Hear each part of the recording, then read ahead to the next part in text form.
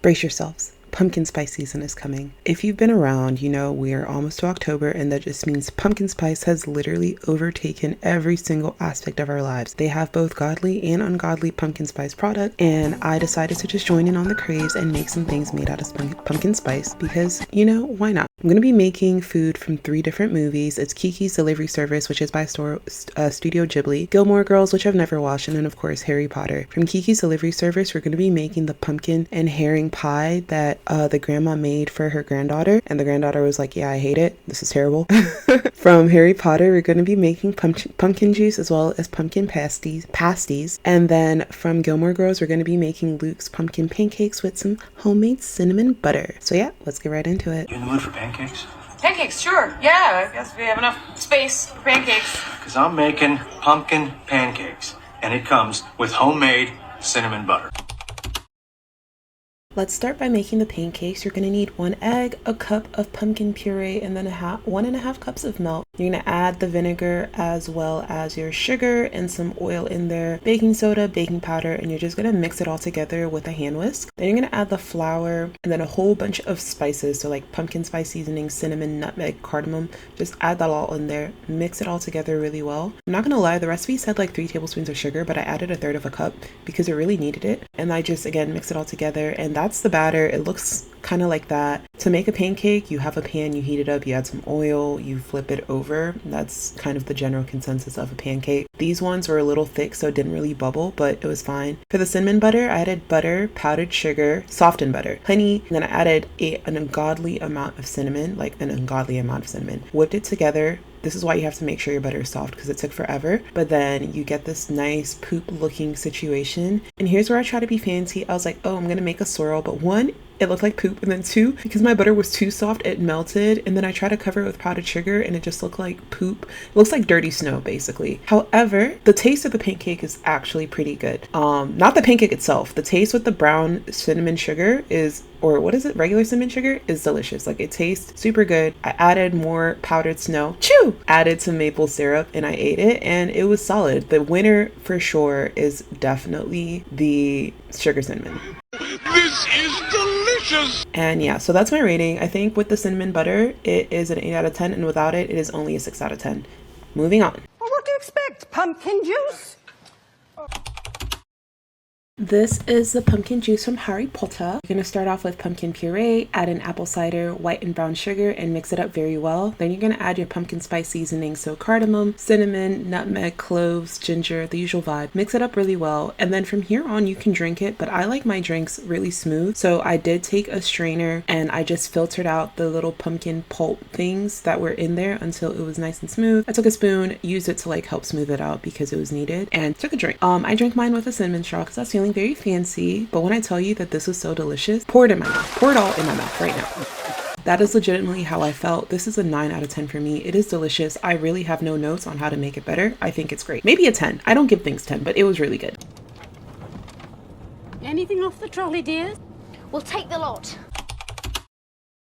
Next up, we're making the pumpkin pasties from Harry Potter. These were in the book, but not the movie. Anyways, you're starting off with pumpkin puree, you're adding brown sugar, and then you're gonna add a little bit of egg, saving half of it to brush over the top. Now you're gonna add your pumpkin spice seasoning again, cloves, cardamom, cinnamon, yada, yada, yada, yada. You get the vibe. Mix it up very carefully. And then I'm using store-bought pie crust because I didn't want to make it from scratch. Let's spread it out and then use a small circular shape, or whatever shape you have really, and cut out the little shapes, circles here, and then put the pie filling, and then you're gonna cover it up. Make sure you crimp the edges so none of your filling leaks out. And I did it 2 ways. I did one with the raw filling, and then I tried to cook it down a little bit to see if it made a difference when I baked it. And yeah, so crimp the edges. You're gonna add the lightning bolt because of Harry Potter, and then here's what it looks like. I made a cursed one, and you're just gonna bake it in the oven for I think like 15 minutes. Brush it over the egg whites and bake it for a minute, and then you're done. Here's what it looks like on the inside, and as always, first bite is for you, bestie. This was actually super super good. It was so good. It tasted basically like a hand pie with pumpkin. It was basically like pumpkin pie, but slightly better. I don't know why, but it tasted really good. And I had mine with the pumpkin juice, and yeah, it was great. My rating for this is probably a solid 8 out of 10. I love pie things, or maybe a 7 out of 10. I think it would be better if the pie crust was homemade. I know I said use store-bought, but it would taste so much better if the pie crust was a homemade one instead of the store-bought one, because then you could add more butter to it. But apart from that, solid 7 out of 10. 8 out of 10 with a better pie crust. It's my specialty,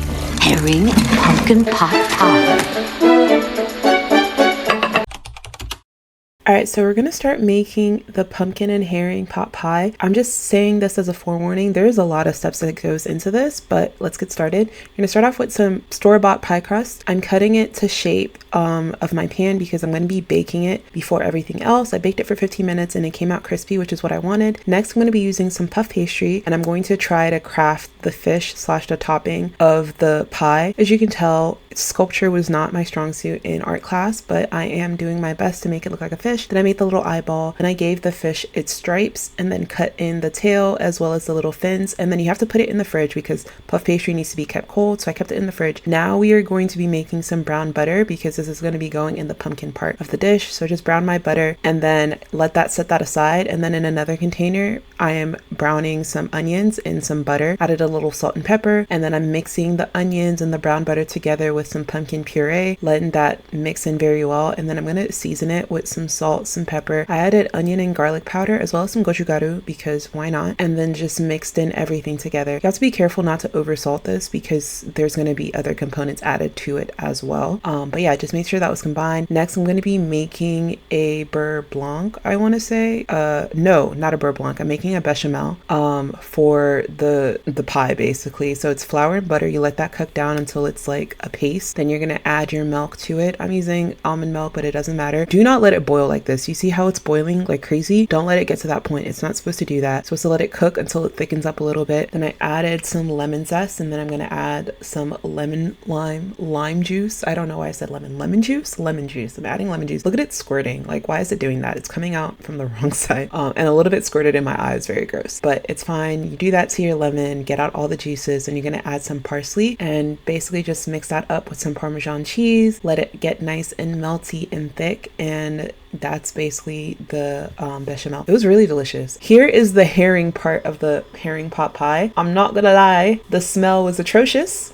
Oh, brother, this guy stinks! The smell was atrocious. I tried it. It tasted fine. If you've eaten like sardines before, it tastes like that. It was fine. I just dried it. And now time to assemble. You start with your baked pie crust. You're gonna add your potatoes over it into a nice thick layer. The recipe I'm using set about an inch. So I'm doing that. Then it's time to add my herring. You gotta make sure that it's not soggy. So I did dab it with a paper towel to make sure it's dry. And I ended up using 400 grams of herring, I believe. But the recipe I was following, I think she used like 460, but I used 400 and it worked fine. I have a smaller pan. I made sure it fit evenly, and then you're going to be adding the bechamel sauce all over in a nice thin even layer. You could let your bechamel get a little thicker in the pan, but I didn't really care.